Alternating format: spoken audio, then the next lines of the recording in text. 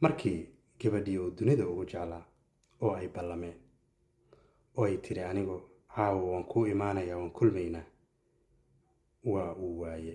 in badan ayuu sugay, markaas quustay, dhan walba eegay, ayuu leeyahay sidan: araggeeda taan ku ildoogsaday, ma ilowsan tahay axdigaad martiyo meeshaadii tiri waan imaanayaa. eed layga keeniyo misna amar ilaahay, kuma aad maqnaanine adiga iska baaqdee.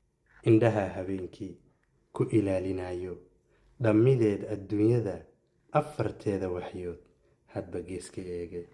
anigaa isla hadlo mar waxaan idhaahdaa ku ilaawi maysee way imaanaysi joog.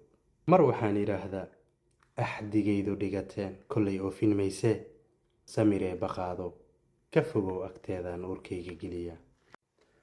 aramida jacaylaa i hoggaaminayso misna kama adkaysto kama hoyda ayadoo naftu olol madiise. laakiin nasiib xuma isaga ma oga gabadha intay isaga u soo cararaysay ayagoo baawur dardaray oo isbitaalka loo qaaday.